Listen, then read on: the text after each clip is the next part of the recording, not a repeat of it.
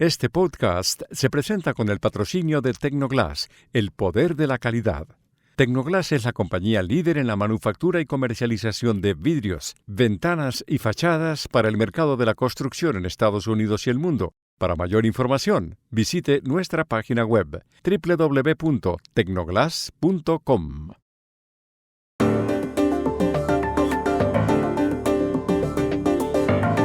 El domingo, por un problema con Gustavo Petro, Donald Trump estuvo a punto de imponer aranceles a los productos de Colombia, el mayor aliado de Estados Unidos en Sudamérica. ¿Cómo se explica eso y qué implica? ¿Qué representa Estados Unidos para la economía colombiana? ¿Se superó la crisis? Hoy, aquí, las respuestas. Ecuador está a 12 días de la primera vuelta de las elecciones presidenciales. ¿Hay algo distinto en esta campaña respecto de las anteriores? Hola, bienvenidos a Y esto no es todo, el podcast del Georgetown Americas Institute de la Universidad de Georgetown en Washington, D.C. Soy Juan Carlos Iragorri, desde Madrid. Soy Ushi Levy desde Lima. Soy Jorge Espinosa y estoy en Bogotá. Es martes 28 de enero y esto es todo lo que usted debería saber hoy.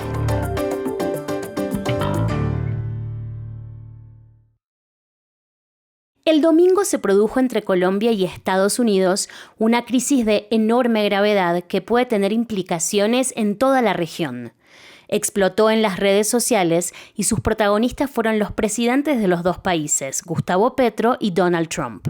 Todo empezó después de las 3 de la madrugada, cuando Petro escribió en su cuenta de X que desautorizaba la llegada de aviones norteamericanos, a bordo de los cuales volaban colombianos que habían sido deportados. Petro agregó que esas personas no podían ser tratadas como delincuentes. Trump reaccionó con dureza. En su red Truth Social llamó a Petro presidente socialista e impopular y anunció sanciones contra Colombia. Aranceles del 25% e incluso del 50%, retiro de las visas para altos funcionarios, más controles migratorios y retaliaciones bancarias.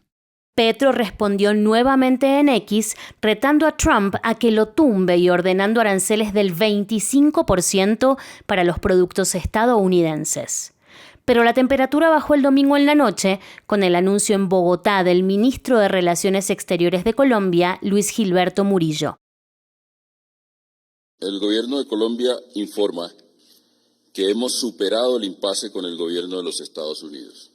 En este contexto, el canciller Luis Gilberto Murillo y el embajador Daniel García Peña viajarán a la ciudad de Washington en los próximos días para sostener reuniones de alto nivel que den seguimiento a los acuerdos resultado del trabajo conjunto que llevó al intercambio de notas diplomáticas entre los dos gobiernos. Seguiremos recibiendo a los colombianos y a las colombianas que retornen en condición de deportados, garantizándoles las condiciones dignas como ciudadanos sujetos de derechos. Casi simultáneamente, la Casa Blanca informó que el gobierno de Petro había aceptado los términos que había exigido Trump y amenazó con que los textos de las sanciones contra Colombia están listos y que serán firmados si los colombianos incumplen lo pactado. Luego, en medio de este tira y afloja, Trump publicó una foto suya en las redes sociales donde se le ve con sombrero. Detrás hay una sigla, FOFA. Eso significa Fuck Around and Find Out, que traducido muy elegantemente quiere decir el que busca, encuentra. En Colombia, aparte del rechazo de algunos sectores a la retórica de Petro y de Trump, hubo gran inquietud por la catástrofe que podría sufrir la economía si Estados Unidos imponía aranceles. Ambos países tienen un tratado de libre comercio desde 2012. El año pasado, las exportaciones colombianas al mercado estadounidense, incluidas las de petróleo y café, superaron los $13.000 millones. Pero para saber qué representa Estados Unidos para la economía de Colombia, llamamos ayer a Bogotá a María Claudia Lacutir, presidenta de la Cámara de Comercio Colomboamericana, AmCham. Para Colombia es realmente importante, pero tenemos que ir mucho más allá. Esto no es un simple intercambio de bienes y servicios. La relación entre Colombia y Estados Unidos es una alianza estratégica que impulsa el empleo, la innovación, el desarrollo económico, consolidándose como un pilar fundamental para el crecimiento del país. Entremos en el detalle. Por ejemplo, las exportaciones de Colombia a Estados Unidos son el 30%. Dentro de esto, el crecimiento que ha tenido versus el decrecimiento que tienen las exportaciones del mundo son importantes. Crece Colombia un 8%, mientras que las del mundo que Colombia emite decrecen un 1%. Pero hablemos de los productos. Estamos hablando de productos, por ejemplo, como las flores, que ahorita son bastante relevantes para la época de San Valentín.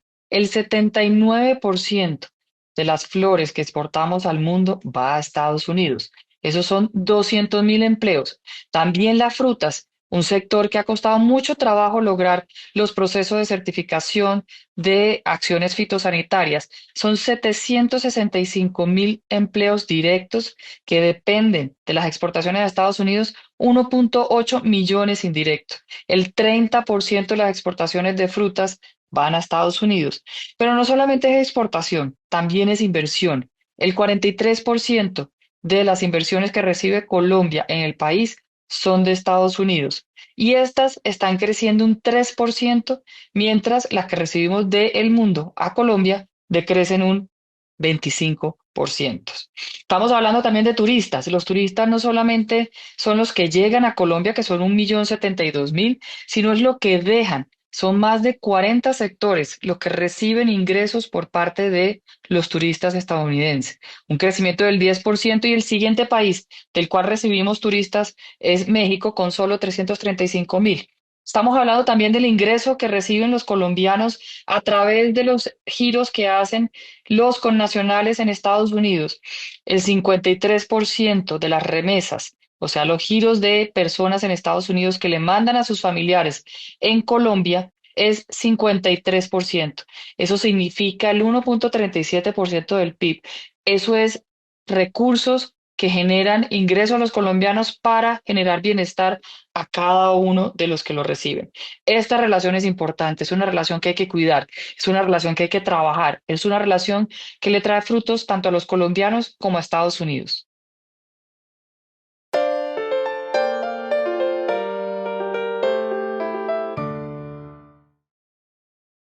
La crisis Colombia y Estados Unidos, de la que venimos hablando en este podcast, no es una crisis cualquiera.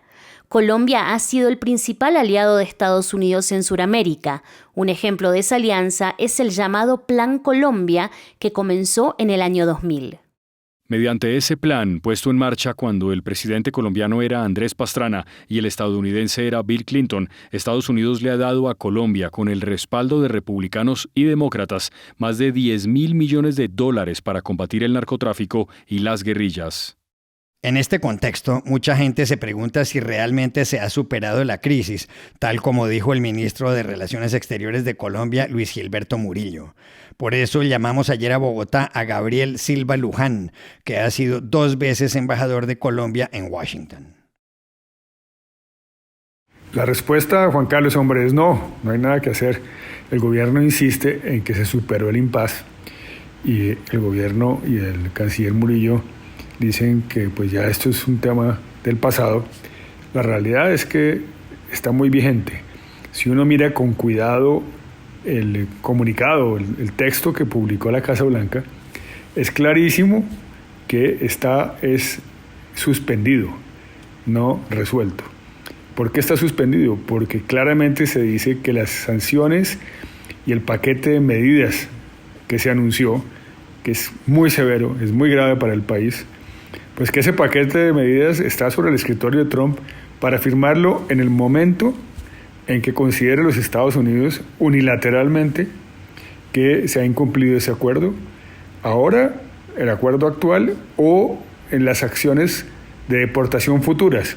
Esto no es simplemente un acuerdo para la coyuntura actual, tiene vigencia para todas las demás. Por lo tanto, si en el futuro el gobierno vuelve a invocar o el señor presidente le da por mandar tweets a las 3 de la mañana, tendríamos una situación igual. Además, esto fue como un huracán, no nos digamos mentiras, un huracán que sí, pasó el huracán, pero dejó una gran devastación. ¿Qué se llevó ese huracán? Pues 50 años de trabajo cuidadoso de todos los gobiernos, de todos los partidos, tratando de lograr construir una relación sólida y de largo plazo con Estados Unidos. Acuérdese, hombre, que Colombia fue declarada uno de los aliados estratégicos de los Estados Unidos en el mundo. Todo eso se ha perdido.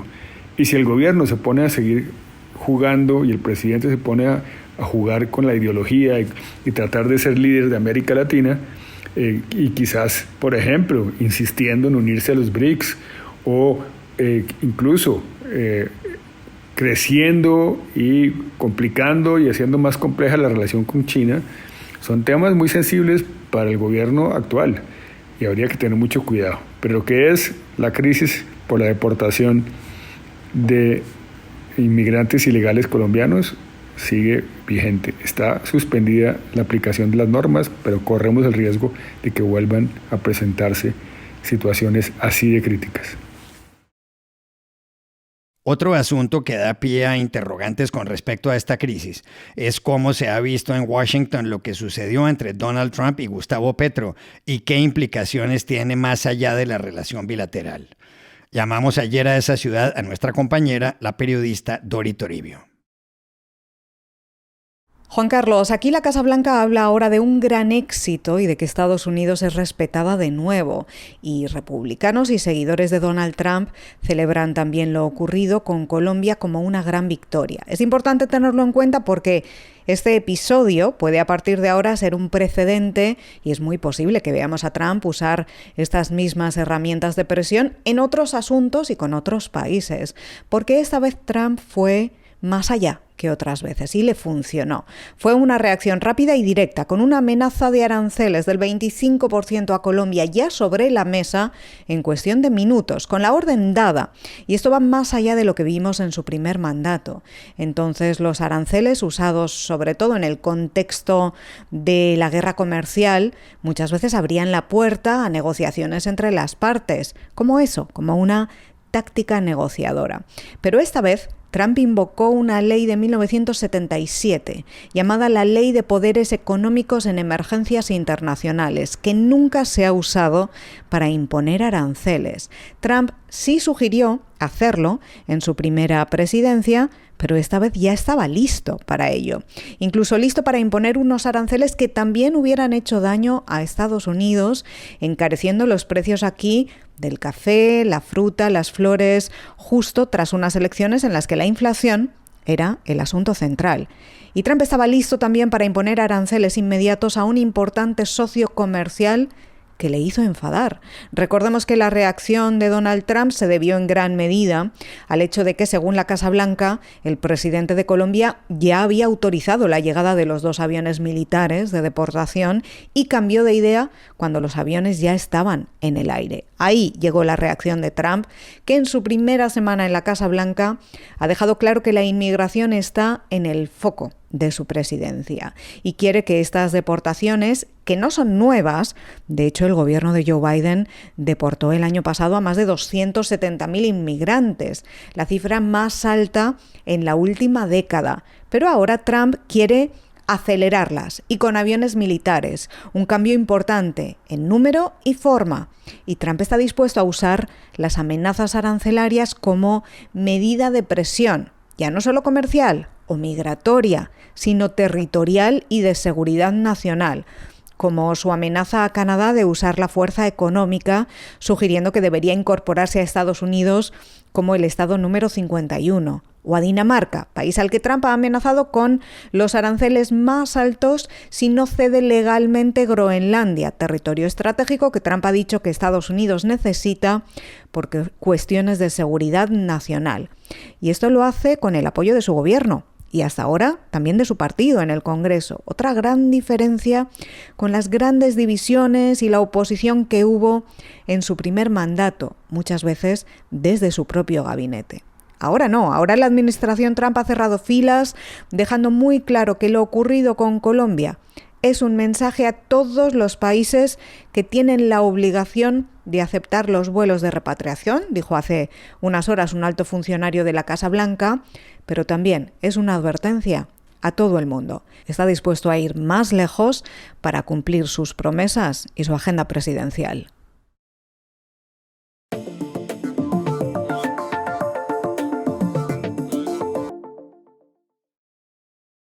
Este podcast se presenta por cortesía de Movistar Empresas, el aliado que está transformando y potenciando negocios en toda Hispanoamérica con soluciones digitales en cloud, IoT, seguridad, conectividad, Big Data y advertising. Movistar Empresas, siempre el camino seguro. Y este podcast se realiza con el apoyo de Progreso, compañía líder en soluciones innovadoras en construcción, agro y energía. Impulsamos el desarrollo sostenible en América Latina. Más información en www.progreso.com. Faltan apenas 12 días para las elecciones presidenciales en el Ecuador. Los ciudadanos están citados a las urnas para la primera vuelta de los comicios el domingo 9 de febrero. Según el más reciente sondeo de Comunicaliza, el ganador en los comicios será el actual presidente Daniel Noboa, con el 38,1% de los votos, seguido por la correísta Luisa González, con el 32%. Pero, ¿hay algo distinto en esta campaña con respecto a las más recientes? Para saberlo, llamamos ayer a Guayaquil a la conocida periodista María Mercedes Cuesta. Sí, Juan Carlos, claro que sí. Definitivamente esta es una campaña distinta por dos cosas. La primera, es una campaña tremendamente polarizada. A lo largo de la historia, menos durante la época en que gobernó Rafael Correa y pues se hicieron varios procesos electorales, siempre hemos tenido un tercero o cuarto candidato que despunta un poco en la campaña y quizás le llegue cercanamente a los dos punteros. Este no es el caso. Esta es una elección muy polarizada. Además, quiero recordarte, Juan Carlos, que esta elección no es una elección para una reelección en el caso del presidente Noboa. Esta es una elección porque el tiempo que el presidente Noboa, Daniel Noboa, ha estado en el poder ha sido el tiempo que le faltaba al expresidente Guillermo Lasso para terminar su periodo. Entonces, esta sería la primera elección formal del presidente Noboa.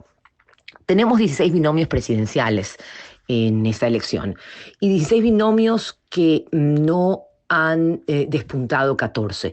Más bien no pasan del primer dígito en las encuestas y vemos o pensaríamos que como están los números de las encuestadoras serias que trabajan con el CNE, que es obviamente pues el Consejo Nacional Electoral, y que se hacen públicas, pasarían a la segunda vuelta Luisa González de la Revolución Ciudadana, el partido correísta, afín al expresidente Rafael Correa, y Daniel Noboa de ADN con un movimiento nuevo. Un movimiento nuevo y un movimiento que está acaparando la atención de un gran electorado joven que se decide por Daniel Noboa y por toda su lista de asambleístas para que lo acompañen en la Asamblea Nacional.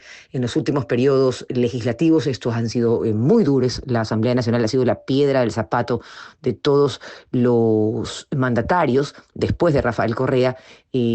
Ha sido muy difícil poder gobernar, poder llegar a acuerdos políticos con la Asamblea Nacional y creemos, por lo menos como vemos las encuestas, que Daniel Noboa va a tener un bloque bastante sólido en la Asamblea Nacional.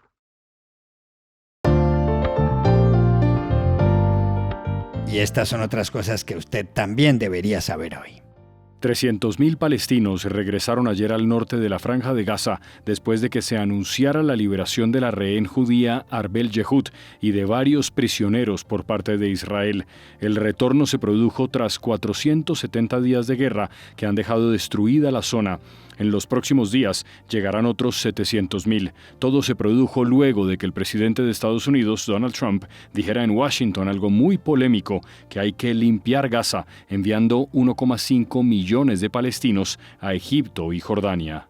El jefe de gobierno alemán, el canciller federal Olaf Scholz, dijo ayer al conmemorar los 80 años de la liberación del campo de concentración nazi de Auschwitz, que su país tiene una gran responsabilidad por lo que ocurrió.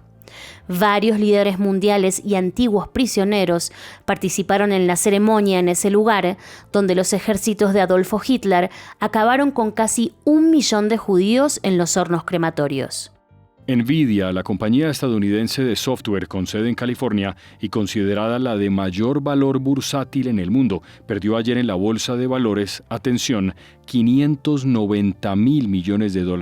Todo se debe al éxito que parece tener el modelo de inteligencia artificial de la startup china DeepSeek. El episodio pone de relieve que la guerra tecnológica entre Estados Unidos y China pasa por uno de sus capítulos más complejos, con cifras que no le caben a uno en la cabeza. Y aquí termina Y esto no es todo, donde siempre habrá más. En la producción estuvo John F. Burnett. Y pueden suscribirse a este podcast en nuestro sitio web yestonoestodo.georgetown.edu, seguirnos en nuestras cuentas de X y de Instagram, @yestonoestodo, y por supuesto buscarnos en nuestro canal de YouTube. Gracias por oírnos. Chao. Hasta la próxima.